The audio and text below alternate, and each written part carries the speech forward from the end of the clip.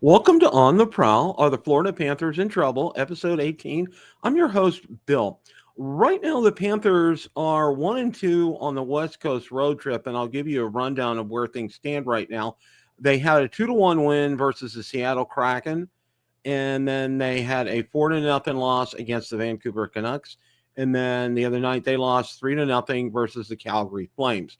Now, the remaining games Monday, they match up against the Edmonton Oilers on December the 16th, a return of the Stanley Cup final matchup. And then on Wednesday, they close out the road trip on December 18th versus the Minnesota Wild.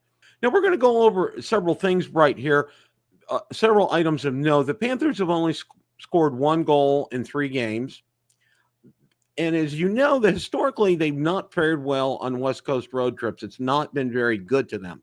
Now, compared to last season, the Panthers have a similar record, but a lot of people are saying that was a different team, and that is correct. That is a different team. But this is stated just to show you that right now, this is not the most important time of the year, speaking regarding a season. Now, the fan base seems quite concerned and with several items here. First one is Spencer Knight. They seem very concerned about him in goal, backing up Sergei Bobrovsky. The defensive woes, it's been very well noted about that. There's been too many odd man rushes, and that the Panthers need to make a move. What I thought I'd like to do would be to share several points that TJ from Panthers Pourri made in a recent podcast that we had that answered a lot of questions. So without any further ado, let's roll those clips in their entirety. Paul was really good because I saw in an interview, and I don't know who did the interview with him, was a post game, and he talked about, he said, "Oh, last year our losing streak, we were poorer last year than we were this year." And I think a lot of people, and a lot of what I've heard in terms of comments and talk and things, is a lot of people have pointed to the defense for the Panthers, and specifically, Aaron Ekblad. Now, Aaron Ekblad, I'm going to say this: I've always been a fan of his, and I think one of the things that when OEL and Montour obviously left us, it left a gap there. There's no question. And a lot of people feel like Ekblad was asked to pick up both of those players, which we both know is impossible, and he can't do that. For me personally, and I just wanted to get your take on this. I've seen a decline in Ekblad in terms of his offensive production, but I think his defensive skills are still there.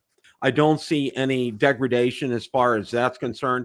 However, one of the things, and I forget which game it was, but he had a 0 that game. He wasn't a plus or a minus. He had a 0 that game. But I saw him get caught a few times up ice because he had pinched a couple of times. And I noticed he was having a hard time getting back in the play. In other words, I think his speed wasn't there. What are your thoughts about the whole defensive situation, and specifically with Ekblad? Yeah, I mean, the subtitle of the show is "Do the Panthers Need Fixing?" And I mean, that's probably the area that I look at in particular, like offense being generated from the blue line. And you said it all when you were talking about OEL's not here anymore, Montour's not here anymore. OEL's offense wasn't a huge part of the playoff run, but it was pretty critical in getting them that home ice that I talked about. Montour's offense was critical the entire time that he was in Florida, basically, but definitely the last year, definitely the last 2 years.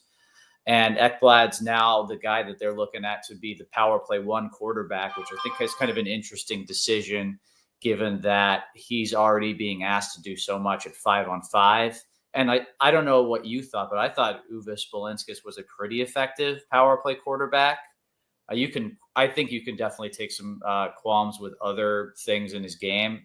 5-on-5 defensively, getting the puck out of the D zone. I thought he was struggling with a little bit here and there, but it's not something I've watched extensive film on, to be completely honest. As far as Ekblad goes, he's coming off his best game of the season, in my opinion. I thought he was really good against the Leafs, but he's a flawed player right now. There's some things that he absolutely excels at, but his speed is like, for first pairing defenseman in the NHL, I'd be surprised if he wasn't one of the 5 slowest of those, 64 defensemen, I guess, at this point. because that's never really been his game, but also like all the injuries are catching up. And he's going to be a guy that's going to have a 36-year-old NHL player body in like when he's 31 in a couple of years. So that's something to monitor as far as like Aaron Ekblad's long-term future. As far as right now, like, again, he's coming off a great game. I thought he was really good against the Leafs. A lot of the time when they give up a bad goal, like a transition goal, he's partially culpable. So in games that they lose, people are going to be looking at him. But games that they win, like that game last night, or a couple nights ago at this point, some of the things that he's doing, like the Leafs only scored one goal, and partially attribute that to Ekblad playing very good defensively. So like the things that he does well, oftentimes won't get noticed on the defensive side, but offensively, I thought he was really good in that game. So if they continue to lose, I think it will continue to be a talking point, but the season has gone pretty well so far. Like they're in an okay position. And if they continue to play like they did in the 4-game losing streak, I think Ekblad will be a part of it. And I think if they get back on track, I think he'll be a part of it too. So really, like, that's one of those key linchpin players for them. Like, you're not surprised if Barkov has a great game in a game that they lose. But I have a feeling that, like, if Ekblad plays poorly, they're probably not going to win. But if Ekblad plays well, it's probably hard to beat them. Like, where's the weak link in the team then? You know? So, yeah, that's interesting to look at, I think. I read everything on the Panthers every day. And one of the things people were like, oh, well, Zito needs to pull the trigger. He needs to do something here. And then I reminded people of something. I'm like, look at where we were last year at this time. And the record, they were almost identical in terms of the record last year and the general, where things were. And one of the things I heard Paul say, and he said this several times, is he said, you know what? I don't even look at the standings until after New Year's. Okay. He said, I don't pay attention to any of that. And I think in the same sentence or in the same conversation, he also said, remember, the season is a marathon. It's not a sprint. He says, it's not how you start out. It's always about how you finish. And you want to finish strong, obviously, in April to make sure you make that push to get the points, like you said, to be able to have home ice during most of the playoffs, which I think, the President's Trophy, forget, get those points, get that home ice. And we saw how important that was in the playoffs. Okay. Zito needs to pull the trigger again. Zito needs to do this. Zito needs to do that. TJ, I don't think I've been following hockey since 1972. I don't think I've ever seen a better general manager for a hockey team ever than Bill Zito. He is so dialed in to the team. He's dialed into Paul's style. He knows what works. He knows what doesn't work. And all these armchair general managers wanting to pull all these trades right now for, say, another elite defenseman. And, they don't even give a second thought to it. And, he has his pulse on the team. What are your thoughts about them, trying to pick up somebody at this point in time? Because I think it's totally ludicrous. What are your thoughts about that? I'm with you. The idea that they can add pieces, I don't think is far-fetched, especially this year compared to last, where if you looked at the team last year, there just weren't a lot of flaws. This year, I mean, the depth scoring one was one they pointed at. They went and got Tarasenko, and he scored key goals for them. So, like, that was another great move by Bill Zito. I think you could point to that again this year. And like I said, there's a hole as far as offense from the blue line. But like everybody in the league wants a top 4 defenseman right now. I don't think there's any team that if all of a sudden a top 4 defenseman came available for pennies on the dollar, they would not take the phone call. Every team in the league is always looking for good defensemen. That's not like to say that, like, oh, we can't talk about the Panthers wanting good defensemen because that's just, a given. Like, that's just like saying, like, would you like $100 free or something like that? Because they have a particular need for, a solution as far as generating offense from the blue line. But it's something that they're just way better suited to deal with at the trade deadline when, all of a sudden the prices drop. People are going to be eager to get rid of their pending unrestricted free agents, especially if they're not a competitive team. They're looking to get a better draft pick rather than a better playoff seed. And that's when you can get somebody like a Tarasenko for pennies on the dollar. I don't know who this year's Tarasenko is going to be. It might not be a scoring winger. It might be a defenseman that is in the mold of a Montour that can be the power play quarterback and add that offense from the blue line. And I would look for them to do something around February or March rather than do it now, because I don't really think that there's in a position where the foundation is about to crumble. Like you said, Zito is, very well plugged into how his team is doing. And he should be able to look at the results of the season and say, we're in a good position right now. We don't need to panic. And I mean, even if they were in like 6th in the division, I don't think that Zito would be the kind to panic. And all of a sudden we're trading 2 first-round picks for the next Ben Sherratt.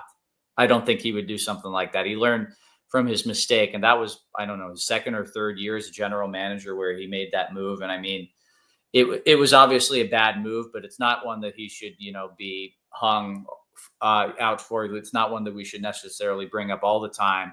But that's to say, like, this is the kind of overreaction that you can make if you see a problem that's not necessarily there. He learned from it, and I doubt they're going to be making that move, especially in November. I don't think they're going to be making it in March either, but they'll be shrewd, and the best time to be shrewd is around the trade deadline when the prices drop. And the cap space is also an issue. Like, somebody's got to go out if they want to add a player that's making NHL salary, unless it's going to get 50% retained and it's a very low amount. So, I mean, what salary are you moving out? I mean, maybe Spencer Knight, but I don't know what you do at backup goalie if you do that. And I don't know if you would want to give up on Spencer Knight at this point. Like, he's had 2 pretty good games in a row in his past 2. Like, that's another thing to consider. They couldn't just flip 2 first-round picks for like Alex Pietrangelo if he was all of a sudden available. The cap space would be an issue as well. Well, and you brought up Spencer Knight, and that's a great point, because I wanted to ask you about him. And I agree. Those 2 games, people are too quick, I think, to judge him based upon the play of the team. When a team plays well in front of a goaltender, it boisters them. I mean, they, some of Bob's best games, the defense, they're blocking shots. They're, sticks in the lane, that kind of thing. They're doing everything they can to help their goaltender out. And, and I noticed, for the most part, the other night was when Spencer played, they were doing the same thing for him. I mean, we didn't get a win out of that, but, I thought he played very well. Long term, do you see him as the backup for now for Bobrovsky? Yeah, like, the thing about that is I don't really think it comes down to his ability unless we see him just fall off a cliff. It's like I was saying about the cap space. If they have big plans that they need to facilitate like opening cap space for, that's the logical place to do it. And they have to ask themselves, like, where do we see it going with Knight? Personally, if I had to handicap it, I would not feel like Knight is the number 1 goalie of the future. And like, they shouldn't proceed thinking that, like, when Bob is no longer as effective as he is right now, Spencer will walk in and he'll be exactly as effective. That can't be taken for granted. If they decide to go that route just because it's very difficult to get a goaltender that's as good as Bobrovsky, and like the cap space is just going to be better allocated elsewhere, that'll make sense to me. But the question really is that, like, do they need that cap space? And right now, I don't think they need it, but they may decide that they do in the future. If somebody gets an injury, they're not just going to punt on this season. They want to go back to back while they still have Tkachuk in his mid-20s, Barkov in his early 30s, Bob still playing like Bob. Last year, he was one of the biggest reasons they won the Cup. They're going to want to capitalize on this window. So let's say, Sam Bennett is out for the playoffs. All of a sudden, they might feel like they need to go out and get the best center on the market, and Spencer Knight's cap might be a necessary casualty of that. I agree with you about cap space, and I think that's so important because, that's part of the conversation. A lot of people talked about, Bill Zito's been re-signing, Carter Verhaeghe, all total surprise. Usually you don't see this with teams this early on in a season where you're re-signing these players, but Bill Zito's from a different breed, okay, and he's done some of these things, and it's great, you know. Verhage, I think he'll get better as the season progresses. Yes. I am not worried about him at all. But I think the conversation about Sam Bennett and the whole thing with salary cap, I mean, you brought up a great point with like Spencer Knight as far as that's concerned. You know, a lot of people are you know, like, because there was talk that Zito was gonna sign Bennett, okay, and get him locked up when, you know, but cap space right now is fairly, you know, kind of as far as that's concerned. So whether he does that or not, I don't think Zito's going to do that right now in terms of locking Bennett up, but I think he will. What are your thoughts about that? Do you see him re-signing Bennett for, you know, multi years like the rest of the core? I do. I ultimately think that will happen. And it's interesting. Usually there's one or two casualties of this kind of situation, like Brandon Saad in Chicago. He ended up getting traded to Columbus, and they undid that in that disastrous Panarin trade. But, you know, that's beside the point.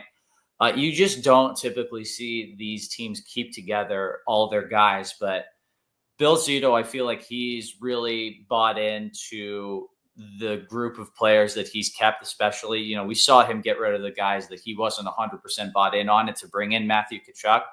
And like, it would be nice to have Mackenzie Weegar back right now, but obviously that move paid immense dividends. And, you know, not re-signing Jonathan Huberdeau and trading him instead was one of the best decisions that any NHL general manager has ever made. But I do think that he's got a group of guys now that he's really bought into. I mean, these are his guys, like Carter Verhaeghe, brought in by Bill Zito. Sam Bennett, brought in by Bill Zito. Matthew Tkachuk, brought in by Bill Zito. Gustav Forsling, brought in by Bill Zito. And these are guys that he has locked up since. So, like, there's that general manager like tie to the player. They're going to feel like that's their guy. They want to keep that guy around. But, you know, the salary cap going up at the exact moment that's going up is just put them in an environment where doing this makes so much sense. And the announcement didn't come, like the idea of how high it was going to go didn't come until a lot of these guys locked up their extensions. We saw, you know, the Verhaeghe extension before we really had an idea of what the cap was going to be.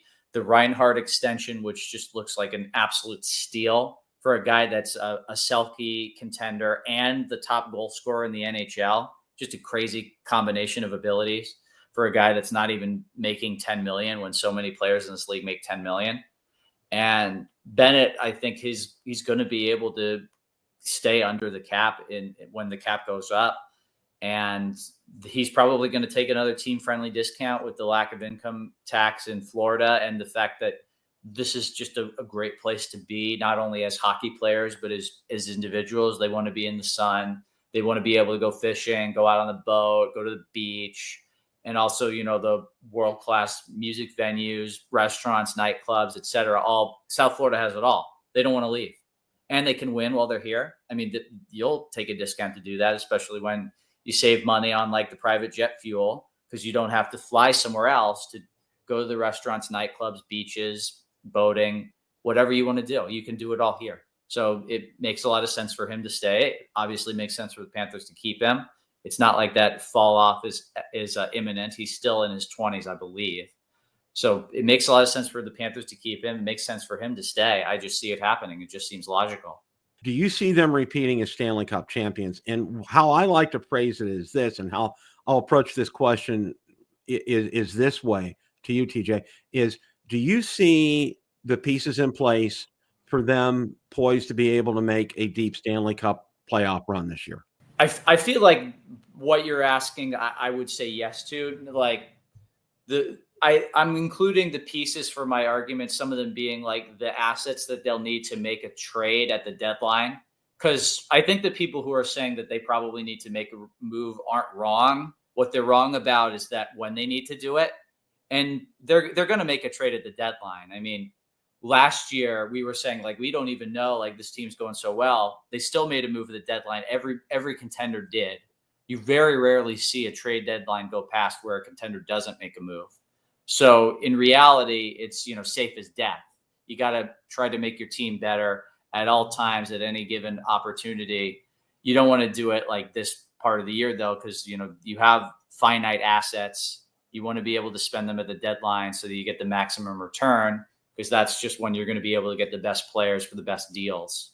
So like they're in position to make that move. Like, if you're just asking me point blank, like, are they going to repeat? It's more likely than that they're not going to, just because there's going to be 16 teams in the playoffs, and hockey's a very random sport. The best team often doesn't win. In my opinion, last year it did, but often the best team doesn't win. And there's going to be a lot of good teams that are going to go up against, and maybe a goalie gets hot and all of a sudden they somehow lose a series. Like we saw last year in that Boston series. Boston was just so inferior in terms of the skater group. The skater talent was just so much worse, but they were competitive in that series because of how good Swayman was, and a few good bounces in some of the games.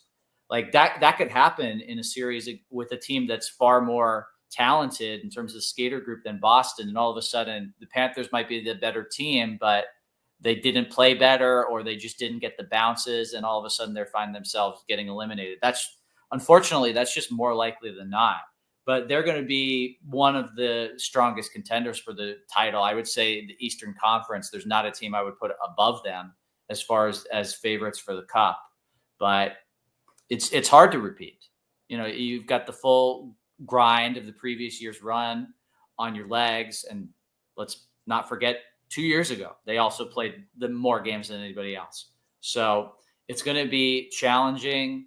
And with that in mind, it's less likely than likely that they'll repeat, but they're, in a perfectly good position. Like you said, I don't remember the exact phrasing, but all the pieces are in place, I think is what you said. I would agree with that. What I'm hoping for is that Zito, come that March deadline, can be able to get somebody like a Tarasenko on board it's gonna light the scoreboard up. It's going to infuse everybody. And because, when something like that happens, the whole rest of the team just rises up and meets that. What are your thoughts about something like that?